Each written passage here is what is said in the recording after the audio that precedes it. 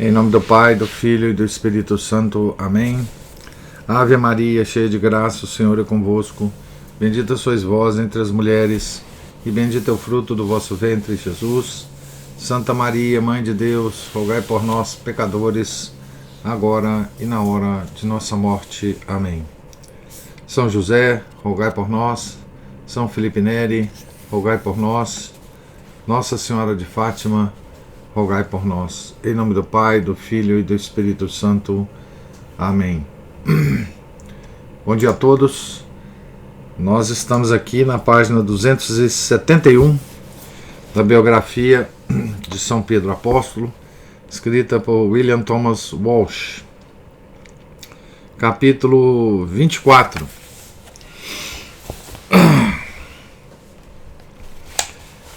Aqui tem uma citação do Atos, logo no início do capítulo, Atos dos Apóstolos 2, versículos 1 a 4.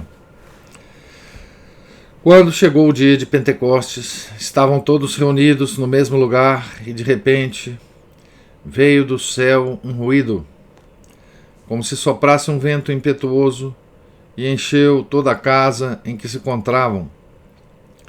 Então apareceram uma espécie de línguas de fogo, que se repartiram e pousaram sobre cada um deles. Ficaram todos cheios do Espírito Santo e começaram a falar em outras línguas, conforme o Espírito Santo lhes concedia que falassem. Fecha aspas. Pedro sentiu irresistível impulso de dizer ao mundo inteiro a verdade que se lhe tinha tornado de repente clara e completa. E saindo às pressas do cenáculo, como quem não consegue conter sua alegria, logo verificou que se achava numa rua com os outros 10, não muito distantes, e enorme multidão que surgia, cercando-os, pois o som estrondoso tinha sido escutado em toda Jerusalém. E o povo acorria de todas as partes, esperando sinais de um terremoto ou de alguma outra calamidade pública. Era uma multidão bastante cosmopolita, incluindo não somente pessoas de Jerusalém, mas judeus de todas as partes do mundo que tinham vindo para a Páscoa. Abre aspas. Partos e medos, e elamitas, e os que habitam a Mesopotâmia, a Judéia e a Capadócia, o Ponto e a Ásia, a Frígia e a Panfilha, o Egito e várias partes da Líbia, que é vizinha de Cirene, e os vindos de Roma, tanto judeus como prosélitos, cretenses e árabes. Fecha aspas. Estes peregrinos ficaram especialmente atônitos quando ouviram 11 homens de aparência um tanto comum dirigirem-se a eles em suas próprias línguas. Bêbados, disse alguém zombando deles. Estão embriagados com vinho doce. Isso deu a Pedro a oportunidade para seu discurso de estreia. Não se preparara para ele. Contudo, ali se achava, dirigindo-se a uma imensa multidão, com plena determinação e perfeito domínio de si mesmo. Sem qualquer esforço para isso, passagens das Escrituras que havia estudado na infância pareciam brotar de sua mente e arranjar-se harmoniosamente na sua argumentação. E se conservava ele algum traço de sua rudeza, servia apenas para aumentar o efeito de uma inegável sinceridade. Então aqui a gente vê, né, o efeito da descida do Espírito Santo, né? O efeito da infusão do Espírito Santo, né? Ele organiza a memória também, né, que é um atributo superior da alma, né? Então, o indivíduo passa a lembrar das coisas e as coisas que ele lembra começam a fazer sentido. Essa é outra coisa que acontece também, né? É uma expressão que a gente usa sempre, né? A ficha começa a cair, né? Na cabeça das pessoas. Então, essa é uma ação do Espírito Santo na nossa alma, na alma de todos os que ele brinda com a sua presença, né? Então aí Pedro faz um sermão, né? Primeiro sermão do nosso primeiro Papa, né? Abre aspas: homens da Judeia e vós todos que habitais em Jerusalém, exclamou ele. Seja-vos isto conhecido e com ouvidos atentos ouvi as minhas palavras. Estes homens não estão embriagados, como vós pensais, pois estamos ainda em plena manhã. Mas cumpre-se o que foi dito pelo profeta Joel.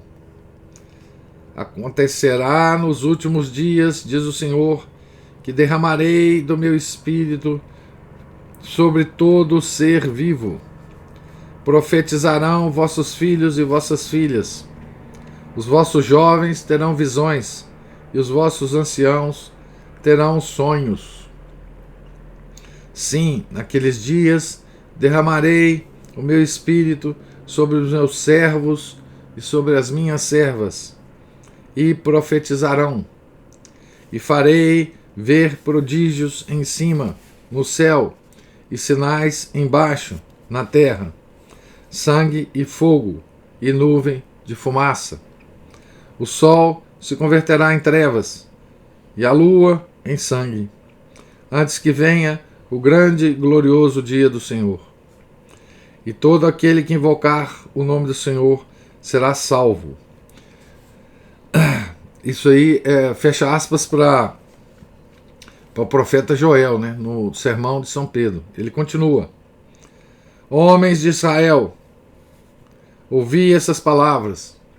Jesus Nazareno, varão de quem Deus tem dado testemunho diante de vós, com milagres, prodígios e sinais que Deus por ele realizou no meio de vós, como bem o sabeis. Deus, em seu desígnio e previsão, determinou que Jesus fosse entregue pelas mãos dos ímpios, e vós o matastes, pregando numa cruz. Vós, né? Vós judeus, né? Estavam ali vendo ele. Estavam escutando São Pedro, né? Mas Deus o ressuscitou, rompendo os grilhões da morte, porque não era possível que ela o dominasse. Pois Davi diz a seu respeito, abre aspas para Davi aqui, né, no sermão de São Pedro: eu via sempre o Senhor diante de mim, porque está à minha direita, para que eu não seja abalado. Por isso alegrou-se o meu coração e exultou a minha língua. Mas ainda minha carne repousará na esperança, pois não deixarás a minha alma na região dos mortos, nem permitirás que o teu santo experimente a corrupção. Fizeste-me conhecer os caminhos da vida e me encherás de alegria com a tua presença. Fecha aspas aqui para Davi. Pedro continua: irmãos, seja-me permitido dizer-vos com franqueza que o patriarca Davi morreu e foi sepultado, e o seu sepulcro está entre nós até o dia de hoje. Mas ele era profeta e sabia que Deus lhe havia jurado que um dos seus descendentes seria colocado no seu trono. Assim ele previu a ressurreição de Cristo, e é dela que disse que não foi abandonado na região dos mortos, nem sua carne experimentou a corrupção. A esse Jesus Deus o ressuscitou, e disto todos nós somos testemunhas. Exaltado pela direita de Deus, havendo recebido do Pai o Espírito Santo prometido, derramou-o, como estáis vendo e ouvindo. Pois Davi, pessoalmente, não subiu ao céu. Todavia diz, abre aspas para Davi, disse o Senhor ao meu Senhor, senta-te à minha direita, até que eu ponha teus inimigos como apoio para teus pés. Fecha aspas para Davi de novo aqui. Continuando Pedro. Portanto, que todo o povo de Israel reconheça com plena certeza que Deus constituiu Senhor e Cristo a este Jesus que vós crucificastes. Fecha aspas para Pedro agora. Pedro parou para tomar fôlego. Na verdade, dissera tudo isso que tinha a dizer, e com tão completo êxito que, abre aspas, ficaram com o coração compungido, fecha aspas. Vozes dos judeus aqui e ali gritavam para ele e para os outros 10. Que devemos fazer, irmãos? Pedro respondeu prontamente e com autoridade. Convertei-vos, e cada um de vós seja batizado em nome de Jesus Cristo para o perdão de vossos pecados, e recebereis o dom do Espírito Santo. Pois a promessa é para vós, para os vossos filhos e para todos os que ouvirem de longe o apelo do Senhor nosso Deus. Disse muitíssimas outras coisas, repetindo sempre, salvai-vos desta geração perversa. Ao cair da tarde, recebera na igreja 3.000 daqueles judeus, tanto locais como de fora. Aqui ele está citando Atos, capítulo 2, versículos 5 a 41. Que acontecer a Pedro para dar esse novo poder a si mesmo e aos outros? Evidentemente, aquilo que ocorre de maneira mais secreta e talvez menos profusamente a todos os cristãos quando recebem o sacramento da confirmação. Não o batismo, né? O sacramento da confirmação, que é onde esse sacramento é que permite que o Espírito Santo venha a nós, não é? O Espírito Santo prometido pelo Senhor tinha vindo morar nele de uma maneira especial. Suas próprias palavras indicam que a ideia daquela inabitação, cuja consumação acabava de conduzi-lo à maturidade espiritual, não lhe tinha sido estranha desde a mais tenra idade. Havia muitos sinais a respeito da doutrina da Santíssima Trindade no Antigo Testamento.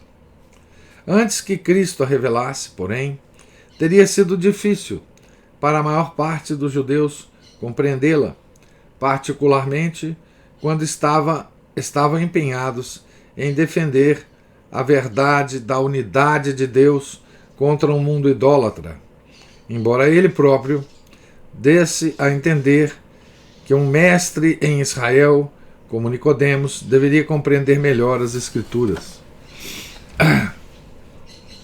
Pedro fora consciente por algum tempo, de maneira um tanto confusa, de que os escritos dos profetas estavam engastados de largas sugestões de que Deus Pai, em quem o poder sobressai, enviaria Deus Filho, o Messias, e em quem a verdade se destaca para varrer todas as incompreensões e reconciliar o homem com ele.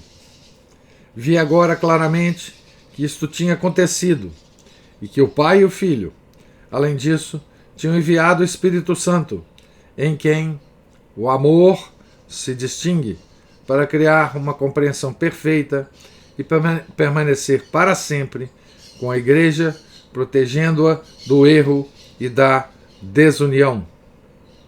Não que ele tivesse deixado de manifestar-se na antiga lei. Era agora patente que havia morado por graça nas almas dos profetas e tinha coberto com sua sombra a incomparável mulher que iria ser a mãe do Filho encarnado. Contudo, como Pedro revelou no seu sermão inicial, iria se comunicar muito mais profusamente na idade messiânica. Derramaria seus dons primeiro sobre a casa de Israel e depois sobre todo ser vivo. Então aqui também o Osho chama atenção, né, de uma coisa interessante, né, é que a Pentecostes foi um evento, né, que revelou muito mais claramente, né, o Deus Trino, né, esse Deus Trino, que é o selo do nosso Deus, o Deus verdadeiro, né, que é a marca do que nos distingue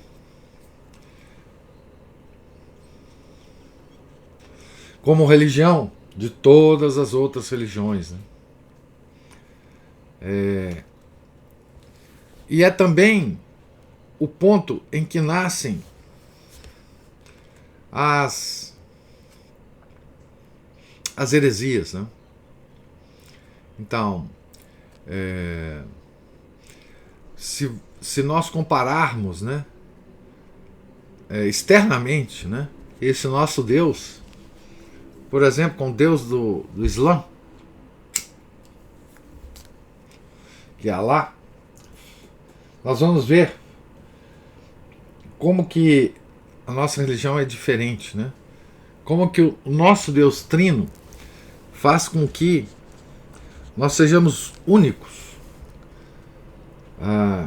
E é essa trindade que dá toda a riqueza da nossa religião, né? A Trindade Santa, né? Deus Criador, o Filho Redentor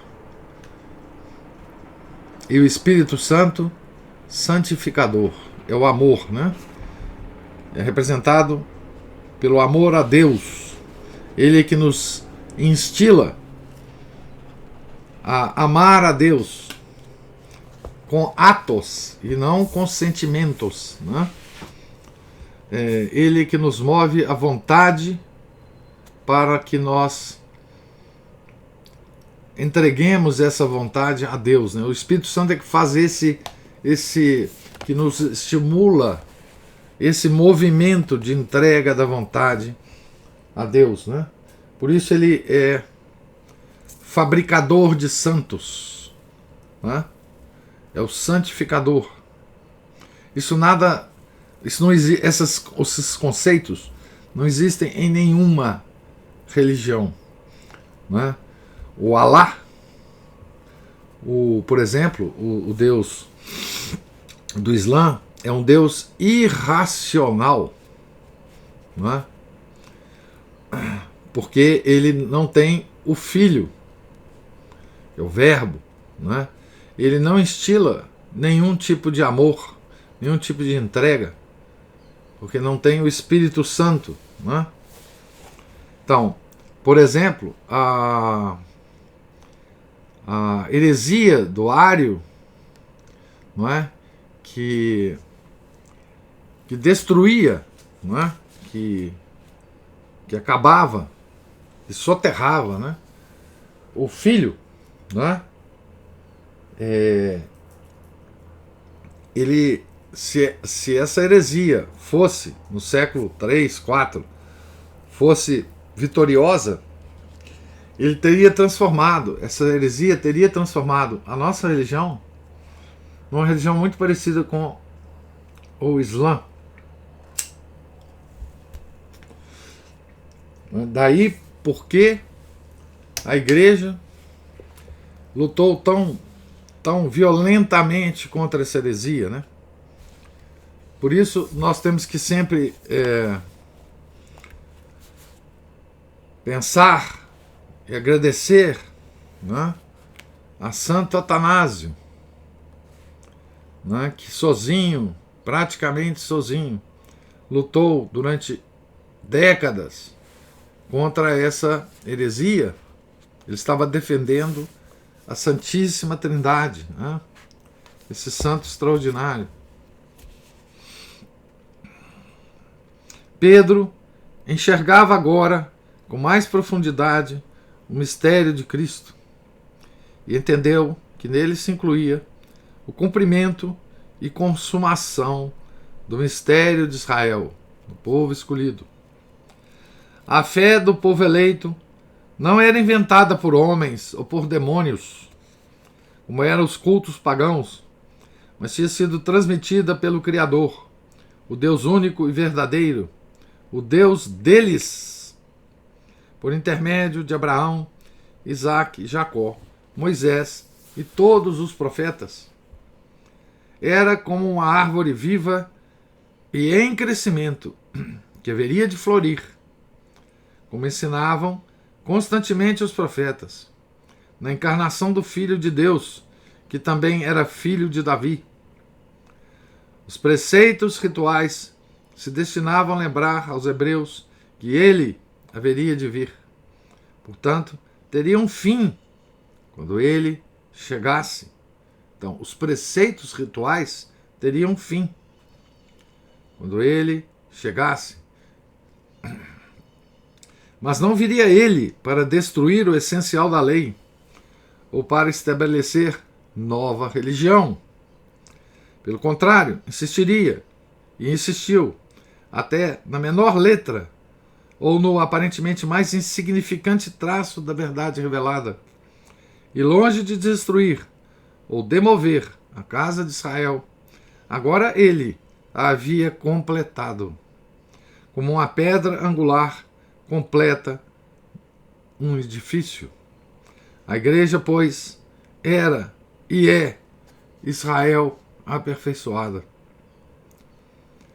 Aqueles dias também a igreja foi inteiramente judia no que concerne aos seus integrantes. Seus fiéis de maneira alguma se consideravam inovadores.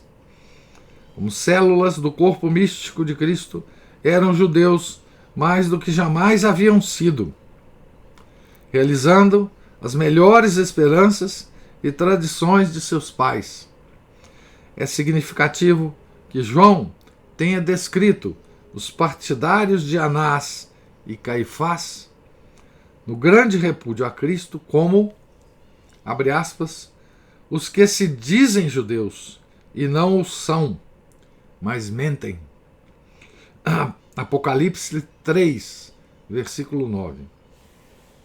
Os convertidos pelos apóstolos continuaram a prestar culto no templo e nas sinagogas e a observar a lei mosaica o melhor que podiam, sem nunca pensar, aparentemente, em fazer coisa diferente.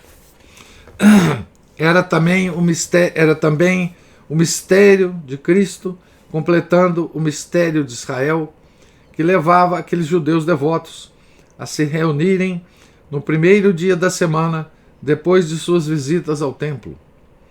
Mas se reuniam para algo mais do que a comemoração da ressurreição. Encontravam-se para ser testemunhas e participantes do derradeiro e perfeito sacrifício, do qual as oblações no templo, por mais solenes que fossem, não passavam de prefigurações e preparativos. De fato, todos os cultos, desde o começo do mundo até agora, exceto apenas o budismo, o islamismo e o protestantismo, têm reconhecido no sacrifício a mais elevada forma de oração decretada pelo próprio Deus no alvorecer do mundo. Isso aqui é uma coisa interessantíssima, essa centralidade do sacrifício em todos os cultos da humanidade. Não é? Os ritos pagãos, por mais degradados que fossem, eram reminiscências dessa religião universal primitiva.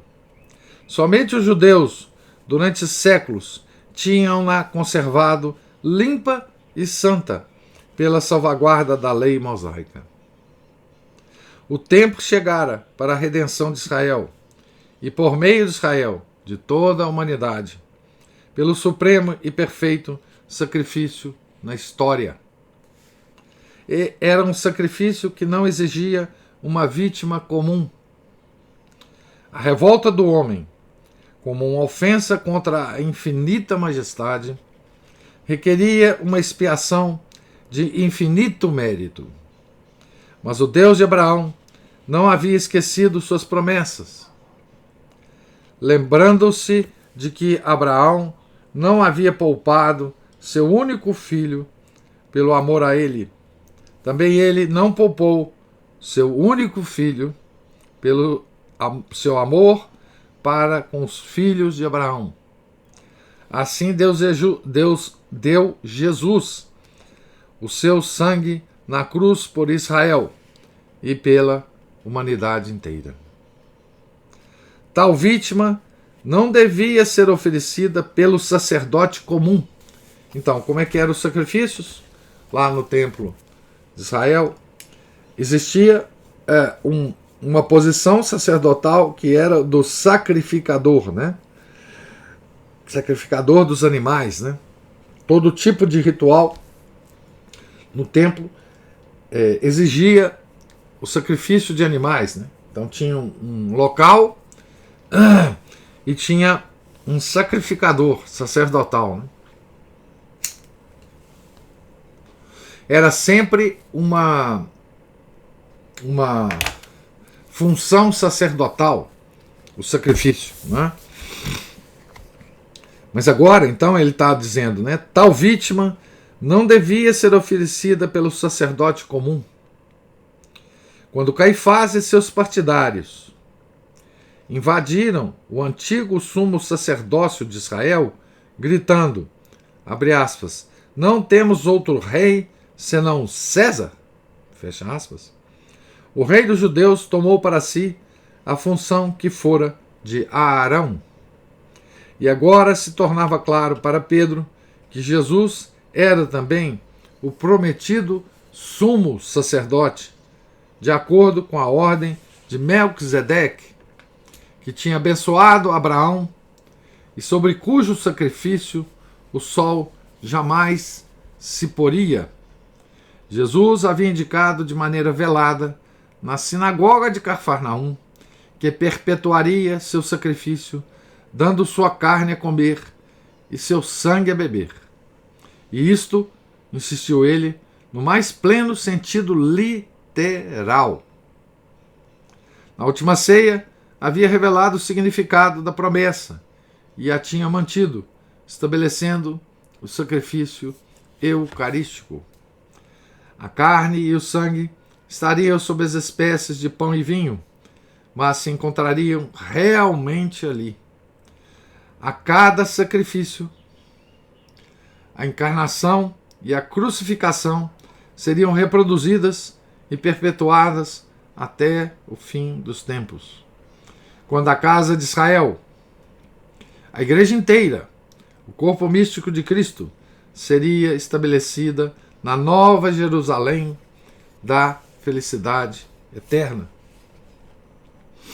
Então, em toda missa, não é repetida toda a missão de Nosso Senhor, não é? Aqui, da redenção, não é? Que vai da encarnação à crucificação. Aquilo é, por um lado, uma lembrança, e por outro, a realidade acontecendo diante dos nossos próprios olhos. Né? É o sacrifício que estava prefigurado em toda a humanidade através dos sacrifícios de animais que eram agradáveis a Deus, né? Agora esse sacrifício é diferente, né? Um sacrifício tão sublime que as mentes humanas só podiam compreender como um mistério, tinha necessidade de preparação ritualística. E era natural que aqueles judeus que acompanhavam Pedro na primitiva igreja a descobrissem nas tradições de seu próprio povo. Preparavam-se para ele, de fato, como uma cerimônia tipicamente sinagogal, em que eram lidos os livros sagrados hebraicos, cantados os salmos hebraicos, e os apóstolos, como os anciãos da sinagoga, davam homilias e explicações. O povo respondia amém em hebraico, depois de cada oração, precedendo a reprodução do sacrifício da última ceia, que é também repetido sacrifício da cruz, constitui a moldura litúrgica da missa. Missa antiga, né? Certo? As palavras de Isaías, Santo, Santo, Santo, Senhor Deus do universo, não é do universo, né? Mas enfim, aqui está do universo, dos exércitos, né? Cantadas pelos cristãos judeus 25 anos depois da morte de Pedro, ainda são o prefácio da parte mais solene dela, os Sanctus, né? Aqui tem uma nota dizendo o Santo, Santo, Santo, Isaías 6,3. Os três Santo referem-se, segundo se crê, às três pessoas divinas da Trindade.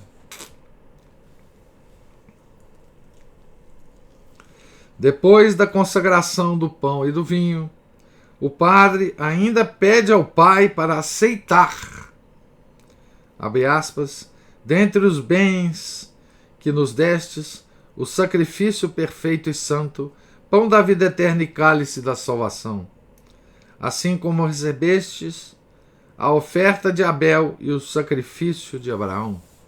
Fecha aspas. Uma das primeiras inovações foi o ágape, ou festa do amor, seguida de profecias faladas em várias línguas ou de cura de doentes. Mas essas coisas não essenciais foram desaparecendo quando o número crescente de fiéis foi levando a vários abusos. Então, os ágapes, né? São Paulo fala dos ágapes, né? Nenhuma mudança foi jamais tolerada, porém, nas partes importantes da cerimônia. Para aqueles cristãos judeus, porque aqueles cristãos judeus aceitaram as palavras de Jesus, abre aspas, este é o meu corpo, este é o meu sangue, fecha aspas, não em algum sentido figurativo ou simbólico, mas em toda a sua literalidade, sobre a qual havia ele insistido. Evidencia-se isto nas palavras de um dos principais colaboradores de Pedro. Aqui são palavras de São Paulo. Abre aspas para São Paulo. De fato, eu recebi do Senhor o que também vos transmiti. Que o Senhor Jesus, na noite em que foi entregue, tomou o pão e, depois de dar graças, partiu-o e disse: isto é o meu corpo, que é entregue por vós. Fazei isto em memória de mim. Do mesmo modo, depois da ceia, tomou o cálice e disse: este cálice é a nova aliança no meu sangue. Todas as vezes que beberdes, fazei-o em memória de mim. Assim, todas as vezes que comerdes deste pão e beberdes deste cálice, estareis proclamando a morte do Senhor até que ele venha. Portanto, todo aquele que comer do pão ou beber do cálice do Senhor indignamente, será culpado contra o corpo e o sangue do Senhor. Examine-se cada um a si mesmo, e assim coma do pão e beba do cálice. Quem come e bebe sem distinguir o corpo do Senhor, come e bebe a sua própria condenação. Fecha aspas para São Paulo, 1 Coríntios 11, versículos 23 a 29. Isso é a descrição de São Paulo, né? A descrição, não só a descrição, mas como uma coisa terrível, fala aqui, né? Terrível. Terrível. Quem come e bebe sem distinguir o corpo do Senhor, come e bebe a sua própria condenação. O que é esse distinguir, né?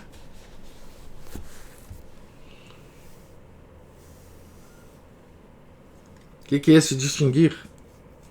É sem notar a diferença que existe entre aquilo que a pessoa está fazendo e qualquer outra coisa que ela possa fazer, né?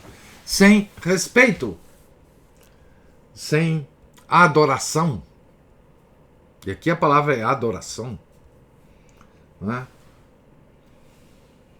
E essa passagem é tão importante, né, para nós agora, né, que vivemos a época da comunhão na mão, né? É disso que ele estava falando aqui. Não só essa coisa externa, que é pegar a hóstia com a mão, mas são as disposições internas com as quais nós nos aproximamos da hóstia consagrada, né? Disposições internas, não de sentimento, não de sentimentalismo. Isso não é disposição interna, não é? Mas das disposições internas referentes aos atributos superiores da alma, vontade e intelecto. Não há sentimentalismo nenhum nesse ato, tá certo? Nós temos que chegar com a nossa compreensão e com a nossa vontade, né? Não há diferença essencial entre esta primitiva interpretação literal da missa e aquela que São Justino Mártir iria escrever, menos de um século depois da morte de Pedro, para o imperador Antonino Pio. Então, São Justino Mártir, que foi martirizado justamente, e, além de outras coisas, por causa desse documento que ele escreveu, né? Abre aspas. Quando o presidente tiver dado graças e todo o povo respondido, aqueles a quem chamamos diáconos, deem o pão e o vinho e a água, pelos quais as graças foram dadas para serem povoados pelos que estão presentes, provados pelos que estão presentes, e os levem para aqueles que estão ausentes. Este alimento é por nós chamado Eucaristia. Aqui tem uma nota dizendo: o primeiro que se conhece ter usado esta palavra, Eucaristia, foi Santo Inácio de Antioquia, na sua carta aos Esmirniotas, cerca de 107 depois de Cristo. Abre aspas para Santo Inácio de Antioquia. A Eucaristia é a carne de nosso Senhor Jesus Cristo. Fecha aspas. A ninguém, continuando aqui com São Justino Mártir, a ninguém é permitido partilhar dele, a não ser que acredite na verdade de nossas doutrinas e que tenha sido batizado na pia da regeneração para a remissão dos pecados e viva de acordo com o que o Cristo ensinou. Porque não tomamos estas coisas como pão comum ou como bebida comum, senão que assim como Jesus Cristo, nosso Salvador, encarnado pela palavra de Deus, teve carne e sangue para a nossa salvação, assim também foi nos ensinado que este alimento, pelo qual nossa carne e nosso sangue são nutridos, e sobre os quais graças foram dadas em orações com as próprias palavras dele, é a carne e é o sangue de Jesus encarnado. Fecha aspas para São Justino. É interessante notar como esta culminante expressão do mistério de Cristo, cumprindo sua promessa em Cafarnaum, abre aspas, minha carne é verdadeira comida e meu sangue é verdadeira bebida, começava a transformar seus verdadeiros seguidores sob a guia do Espírito Santo, tanto individual como coletivamente. Distinguiam-se pela sua caridade para com todos os homens e particularmente uns para com os outros. Viviam de acordo com os ensinamentos de Jesus tão fielmente que se tornavam extremamente populares entre seus concidadãos. Abre aspas, sendo estimados por todo o povo. Fecha aspas. Aqui ele cita o primeiro livro das Apologias, capítulos 65 e 66. Prestavam culto no templo aos sábados e aos domingos partiam o pão, expressão entre aspas, em seus lares ou na casa da colina. Em outras coisas, também viviam em grau espantoso no plano sobrenatural, que tão difícil parecer a Pedro quando dele ouvira falar pela primeira vez no Sermão da Montanha. Agora interpretavam isso de acordo com o conselho que Jesus havia dado ao jovem rico. Vende tudo o que tens e dá-o aos pobres, e terás um tesouro no céu. Depois vem e segue-me. Ele está em Marcos 10, 21.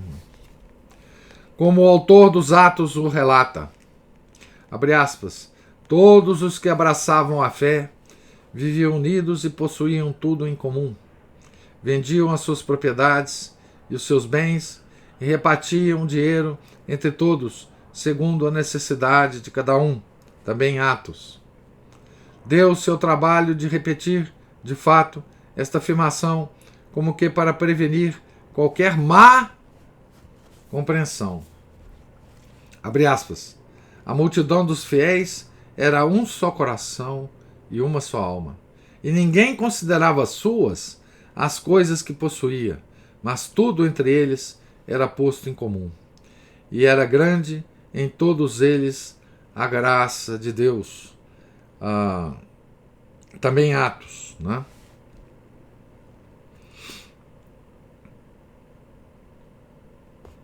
Eu vou ler só o próximo capítulo, o próximo parágrafo aqui e parar a leitura hoje, tá certo? Aqueles primeiros cristãos poderiam ter sido chamados de comunistas. Com toda a verdade, se a palavra não se tivesse tornado propriedade daqueles que iriam fazer dela um disfarce cruel e uma caricatura, dando-lhe uma conotação tão distante da realidade primitiva como o inferno é distante do céu. Provavelmente teriam ficado grandemente atônitos se vissem a saber que eram descritos também por isso como revolucionários, porque os judeus sempre foram notados pela generosidade mútua comparados com os pagãos. Tinham partilhado das necessidades da vida uns com os outros no deserto, onde, abre aspas, quem recolheu muito não teve sobra, e quem recolheu pouco não teve falta. Isso aqui é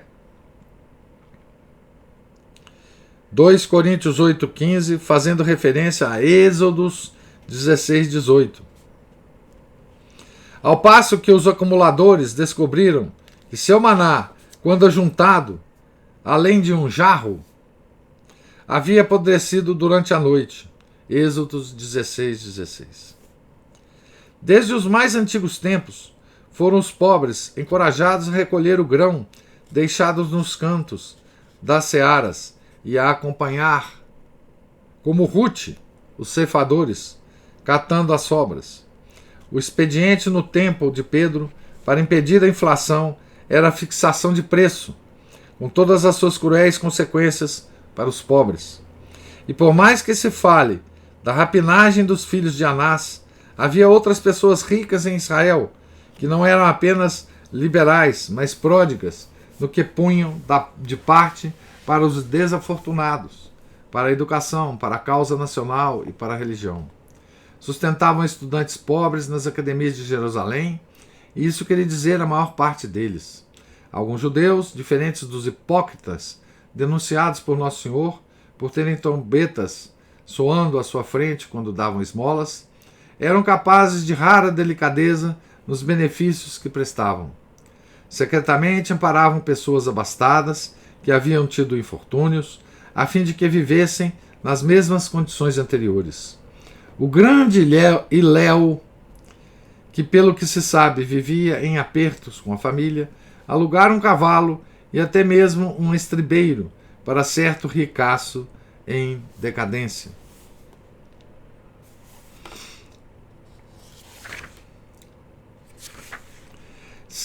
Vou ter que ler mais um pouquinho aqui, gente, só para a gente parar num lugar que a gente possa continuar depois.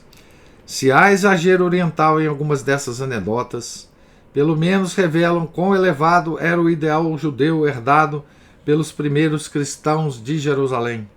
É ridículo comparar sua conduta com qualquer espécie de marxismo ou socialismo que começa repelindo a premissa deles, o amor de Deus, e acaba reduzindo os pobres à pior escravidão. Sobre uma plutocracia mais concentrada pela fraude ou pela violência, bastante diferente em espírito da voluntária partilha de Pedro e seus convertidos. Aquele espírito não será encontrado em nenhum regime socialista, mas poderá ser visto a florescer em conventos e mosteiros. A Igreja recomenda ainda esse modo de vida a todos quantos sejam capazes de vivê-lo, como Cristo o recomendou ao jovem rico que se afastou cheio de tristeza.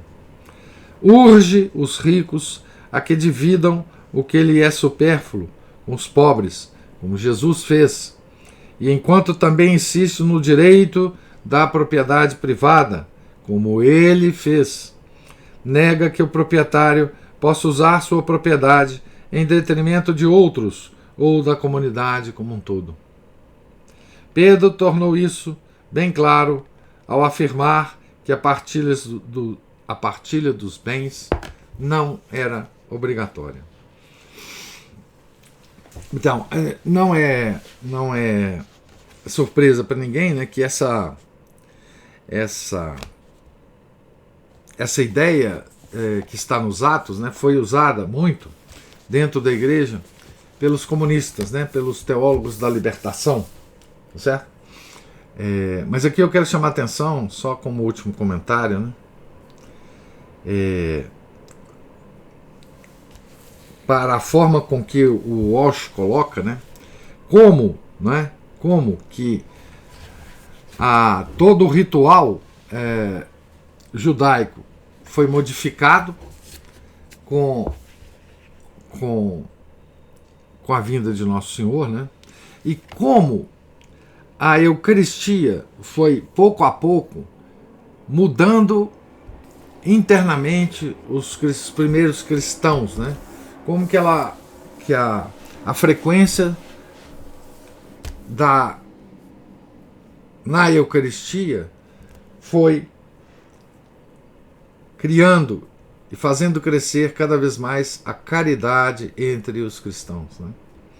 Essa mesma caridade, essa mesma forma de vida, foi que, em última análise, converteu todo o Império Romano, né? Foi essa caridade, esse jeito de ser católico, esse tal apostolado do exemplo que nós falamos hoje, né, é que converteu o Império Romano. Daí a gente vê a força disso, né? A força civilizacional, a força coletiva desse apostolado do exemplo, né? Essa fidelidade a Eucaristia, né? E daí também nós vemos, né, a tragédia que é, ou que foi, ou que está sendo a mudança da missa, né? Porque a missa é a representação disso, a missa de sempre. Então, quando você muda esse ritual que instilou a caridade nos primeiros cristãos, que instilou a reforma da vida, que instilou a que os cristãos dessem os exemplos mais elevados a uma civilização pagã, né? Este ritual, né, que fez os cristãos serem o que eles foram, este ritual foi modificado, né? Daí nós compreendemos todos os que defendem esse ritual com unhas e dentes e que também preservaram esse ritual para nós, né? Habitantes do século XXI, né? Certo? É esse ritual verdadeiro, essa adoração que nós fazemos a Nosso Senhor, a Santíssima Trindade, na missa, não é? É que nos dá alimentos, nos dá a perseverança nas três virtudes teologais, né? que nos dá as três virtudes teologais, né? A fé, a esperança e a caridade. Caridade sendo a mais importante, como diz São Paulo, né? Tá certo? Então, eu vou terminar aqui nossa leitura.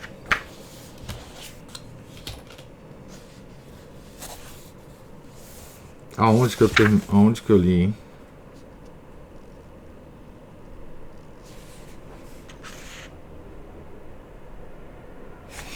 Eu estou na última frase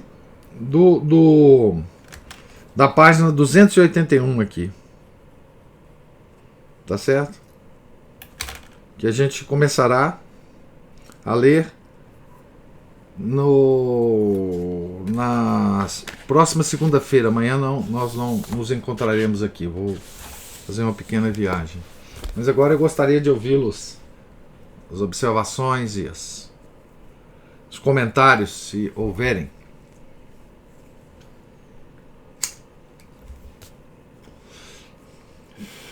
Só uma coisa bobinha aqui, é que quando o senhor falou daquela frase, né? Santo, santo, santo, que está aqui, Senhor Deus do Universo, Senhor dos Exércitos, provavelmente essa mudança já foi feita pelo tradutor, porque claro. William Walsh morreu em 1949. Não existia isso, não. Isso aqui... E o Márcio ainda chamou atenção para mais uma coisa. Como tradutor, talvez não tenha soado para ele assim, uma frase aqui na página 278, quando o presidente sim. deve ser presbítero, não claro. Presidente. Não, claro que não. Coisa de missa nova, né? O presidente da Assembleia, né? Não, isso também, né? Isso deve ser do editor, talvez, né? Sei lá, de alguém modernista, né? Senhor do Universo. Oh, meu Deus. Isso é panteísmo, né? Isso é panteísmo. Tem várias coisas assim, gnose, panteísmo nessa missa nova, né? Mas enfim, é verdade.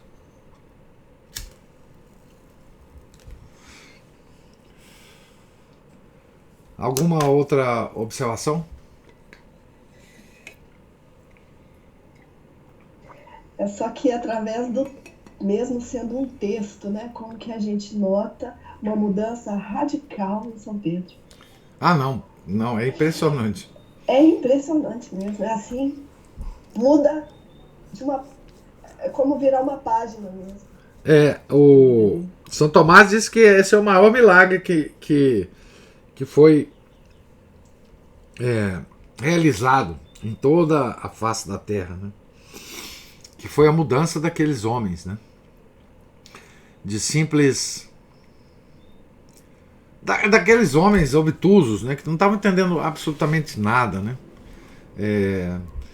E Pedro era a representação da obtusidade, né?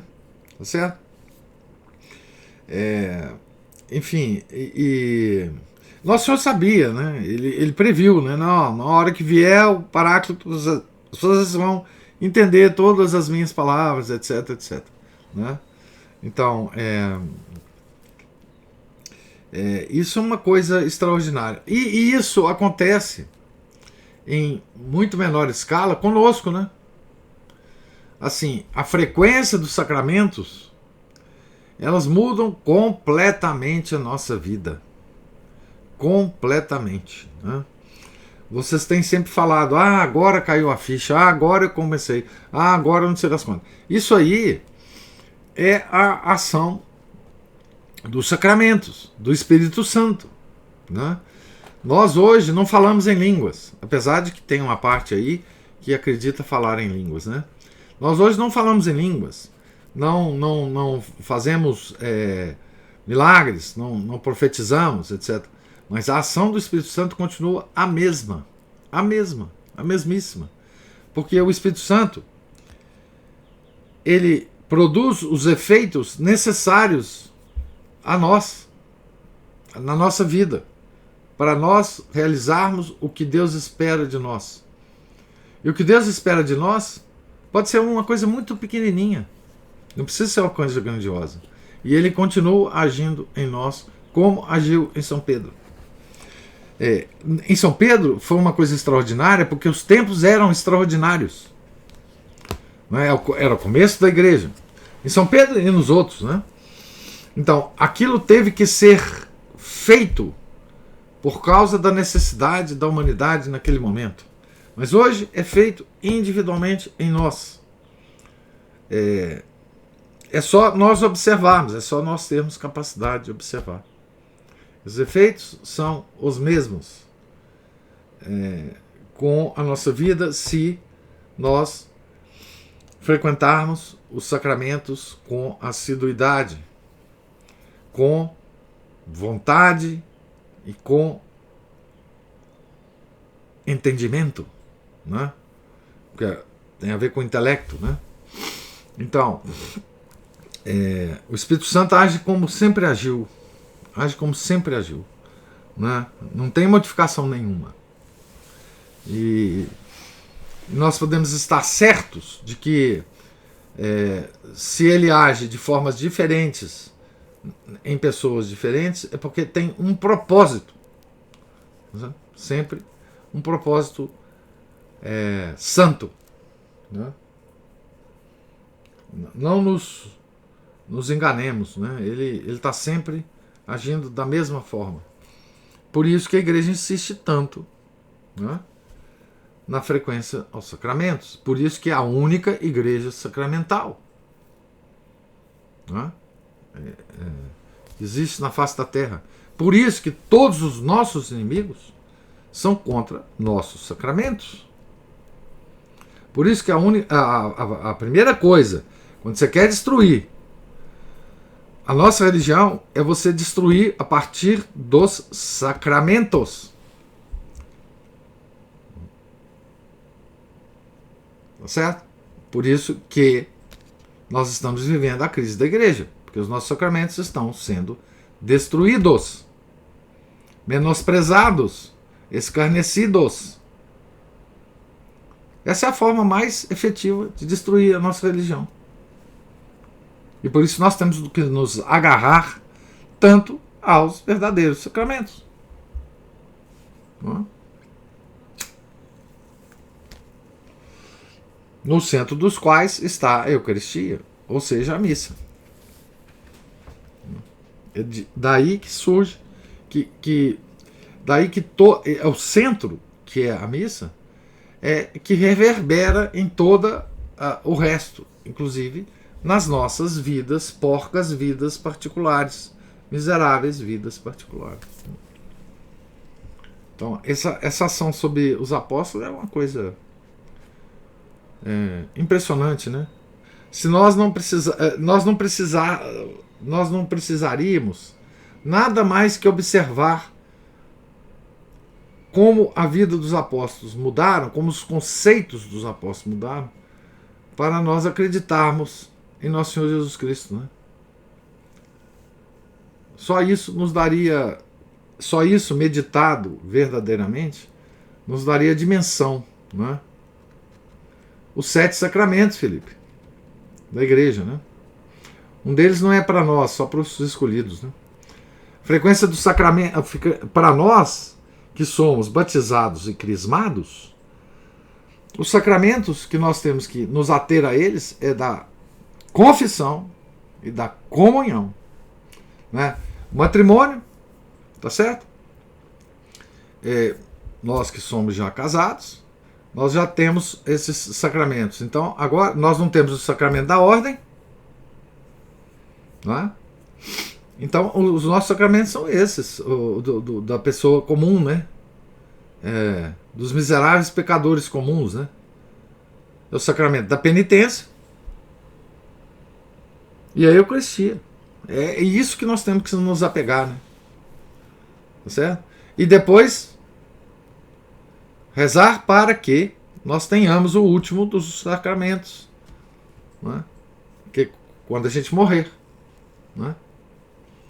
Quando a gente morrer, né? Esse sacramento é misterioso.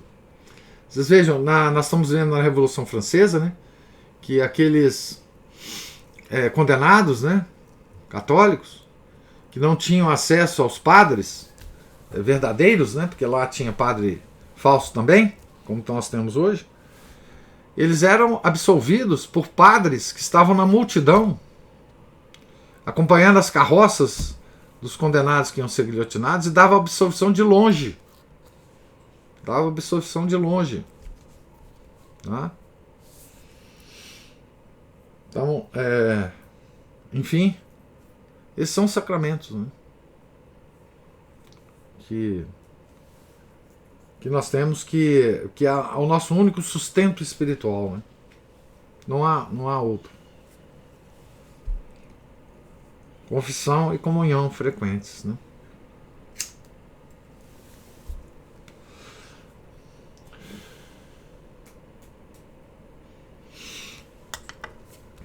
Então, mais algum comentário, alguma observação? Então, Deus lhes pague a paciência comigo, a presença, os comentários. Tenham todos um santo dia, um santo final de semana. Fiquem com Deus. E na segunda voltaremos na página 281. Certo? Em nome do Pai, do Filho e do Espírito Santo. Amém. Ave Maria, cheia de graça, o Senhor é convosco. Bendita sois vós entre as mulheres, e bendito é o fruto do vosso ventre, Jesus. Santa Maria, Mãe de Deus, rogai por nós, pecadores, agora e na hora de nossa morte. Amém. São José, rogai por nós. São Felipe Neri, rogai por nós. São Pedro Apóstolo, rogai por nós. Nossa Senhora de Fátima, rogai por nós. Em nome do Pai, do Filho e do Espírito Santo. Amém.